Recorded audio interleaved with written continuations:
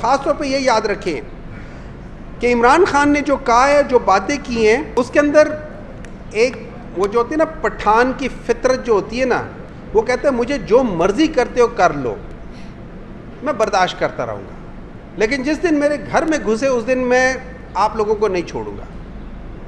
یہ اس کی ایک فطرت ہے۔ جتنے بھی پٹھان ہیں آپ ان سے پوچھ لیں، ایک دفعہ ان کے گھر میں گھس کے دیکھا وہ آپ کو چھوڑیں گے نہیں، یا مر جائیں گے یا مار دیں گے۔ وہ اس قسم کے لوگ ہوتے ہیں پٹھانوں کی۔ تو ان چیزوں کے لحاظ سے جب آپ ہمارے گھروں میں گھسنے شروع ہو جائیں گے، اور جب آپ ہمارے گھر کی خواتین کو زہر دینے کی کوشش کرنا شروع کر دیں گے، تو وہ بڑا سیریس مسئلہ ہو جاتا ہے، اور اس کو ہم سب لوگوں کو، آپ کو، ہم سب لوگوں کو، ہمیں اس کو سیریسلی کرنا چاہیے۔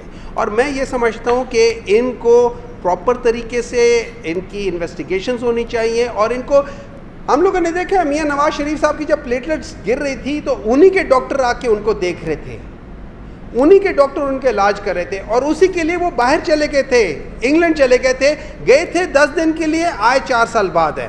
تو میں یہ پوچھنا چاہتا ہوں کہ ان کی ٹریٹمنٹ وہاں سے کیوں نہیں ہو سکتی؟ ہم تو پاکستان سے باہر بھی نہیں جانا چاہتے، ہم کہتے ہیں پاکستان کے اندر ہی کراؤ، لیکن وہاں سے کراؤ جہاں ہمیں اعتبار ہو ڈاکٹر کے اوپر۔ یہ بہت زیادہ امپورٹنٹ چیز ہے۔ آپ بے شک اپنے ساتھ لوگ بٹھا ہی رکھو نا، آپ کے بھی ڈاکٹروں کر کے دیکھ لیں۔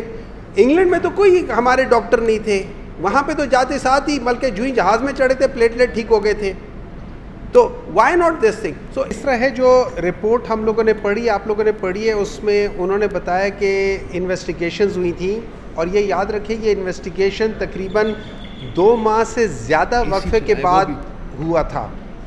اچھا، ایک میڈیکل ٹرم میں ان کو جو جس ایج گروپ میں بشا بی بی ہیں وہ ینگ کہلاتے ہیں، اور ان کی اگر کوئی پہلے سے ہسٹری نہ ہو تو اس میں کوئی اور چیز کو ایڈ کرنا کہ اس وجہ سے ہوا ہے وہ ذرا مشکل ہو جاتا ہے۔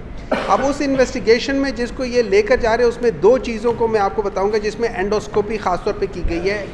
اینڈوسکوپی ایک ایسی چیز ہے کہ جب آپ ایک ٹیوب پاس کرتے ہیں اور آپ اندر سے معدے کو دیکھتے ہیں، اور اندر سے جو آپ یہ سمجھ لیں کہ جو کھانے والی نالی ہے اس کو آپ اندر سے ملاحظہ کرتے ہیں، دیکھتے ہیں کہ اس کے اندر کوئی پرابلم تو نہیں ہے۔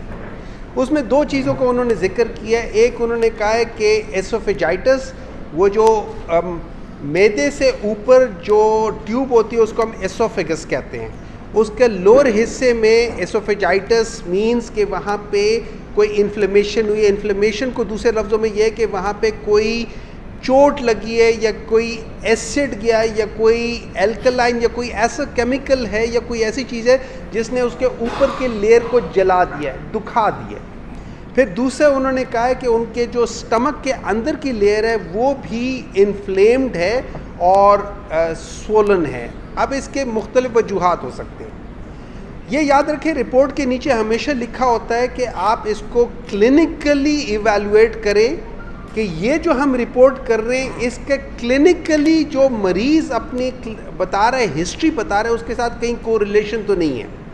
اب جب ہم ہسٹری کو دیکھتے ہیں تو مریض کہتا ہے مجھے ایک کھانے کے اندر کوئی ایسی چیز گئی ہے کہ اس کھانے کے بعد فوراً میری طبیعت خراب ہو گئی، اور انہوں نے کہا کہ اس میں 1-2 جو نارمل ہاؤس ہولڈ چیز ہوتی ہے، ہارپک اس قسم کی چیز ہے، اس طرح کی کوئی چیز کسی نے ان کو کہا ہے کہ یہ دی گئی ہے۔ اچھا، وہ اگر ہم جنرلی دیکھا جائے تو جو چیزیں آپ کو ہم ایز اے پوائزن کر سکتے ہیں، اس میں ایسیڈک ہو سکتا ہے، الکلائن ہو سکتا ہے، ہیوی میٹلز ہو سکتے ہیں، ٹھیک ہے۔ اب اس میں یہ کامن چیزیں جو دی جا سکتی ہیں۔ اب ہوا یہ تھا کہ جب انہوں نے دیا اور ان کا خیال تھا کہ خدا نخواستہ ان کی زندگی کو پرابلم آ جائے گی، لیکن اللہ تعالیٰ کی ذات ہے، بچانے والی بھی ہے، لینے والی بھی ہے، اللہ تعالیٰ نے ان کو بچایا۔ تو جب انہوں نے کمپلین کی تو ان لوگوں کو ڈر لگ گیا، یہ پکڑے گئے سارے۔ تو جب پکڑے گئے انہوں نے 2 ماہ سے زیادہ عرصے تک کوئی ٹیسٹ ہونے نہیں دیا، اور اس کی وجہ یہ تھی کہ اگر اس وقت ٹیسٹ ہو جاتے تو جو آج اینڈوسکوپی میں نظر آ رہا ہے وہ اس سے شاید 10 گنا 20 گنا زیادہ نظر آتا۔ تو اگر آپ مجھ سے پوچھتے ہیں ہسٹری کو سامنے رکھتے ہوئے ان ٹیسٹ کی جو چیزیں نظر آ رہی ہے میں سمجھوں گا کہ کچھ ہوا تھا. ٹھیک ہے, یہ یاد رکھیں کہ یہ ٹیسٹ یہ جو چیزیں یہ آپ کو بتا سکتی ہیں کہ اور بھی وجوہات ہیں, لیکن یہ پوائزننگ کو ایکسکلوڈ نہیں کر سکتی. یہ پوائزننگ اس کی وجہ سے یا پوائزننگ کی وجہ سے یہ چیزیں ہو رہی ہیں, یہ ڈیفینیٹلی ہو سکتی ہیں. تو اگر میں ہسٹری لوں مریض کی اور میں ان ٹیسٹ کو دیکھوں 2-2.5 مہینے بعد ہیں, تو میں ضرور اس چیز کی طرف جاؤں گا کہ شاید پوائزننگ یا پوائزننگ کے بہت ہائی چانسز ہو سکتے ہیں. تو اس لحاظ سے ہاں اس وقت اگر انویسٹیگیشن ہو جاتی ہے, اس وقت بلڈ ٹیسٹ ہو جاتے ہیں, اور اس کی وجہ سے لیور نیکروسس بھی ہو جاتا ہے, اس کی وجہ سے اور ساری چیزیں ہوتی ہیں. آپ کو بہت سارے ٹیسٹ پہلے 24 آورز میں کروانے پڑتے ہیں. تو اگر ایز اے ڈاکٹر جب میں ان چیزوں کو دیکھوں اور ان چیزوں کو ایویلویٹ کروں تو میں پوائزننگ کو ایکسکلوڈ نہیں کر سکتا. خالی رپورٹ 2.5 مہینے بعد مینس نتھنگ. اگر آپ اس کو اپنی ہسٹری کے ساتھ کر کے دیکھیں اور اس وقت کوئی فزیکل ایگزامینیشن ساری چیزیں ہوتی تو پھر اس کے لحاظ سے ہم کر سکتے تھے. تو میرے لحاظ سے یہ ایک بہت سنجیدہ مسئلہ ہے, اور یہ ایک ایسی چیز ہے جس کے اوپر ہم پاکستان تحریک انصاف والوں کو بہت سخت تشویش ہے. اور اس کا مقام ہے کہ ہمارے جو ریاستی آقا ہیں وہ کس طریقے سے انسانی مسائل کو بھی سیاسی لبادے میں چھپانے کی کوشش کر رہے ہیں, اور ان دا پروسیس انہوں لوگوں کی زندگیاں جو ہیں ان کو جیپرڈائز کر رہے ہیں. جو مسئلہ جو ہم آپ کے سامنے آج پیش کرنا چاہتے ہیں یہ پی ٹی آئی فیملی کے لیے انتہائی حساس مسئلہ ہے, اور اس نے بہت سارے دلوں کو تکلیف دی ہوئی ہے, اور بہت مشکل سے جو قیادت ہے وہ ایک لیول آف پیس کو قائم رکھے ہوئے.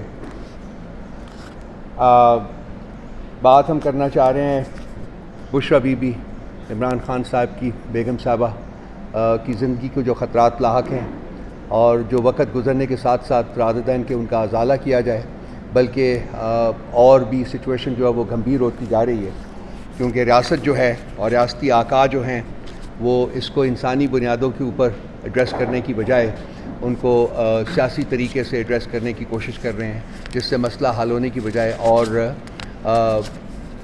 خراب ہوتا جا رہا ہے. میں نے اپنے ساتھ 3 لوگوں کو اور تکلیف دی ہے.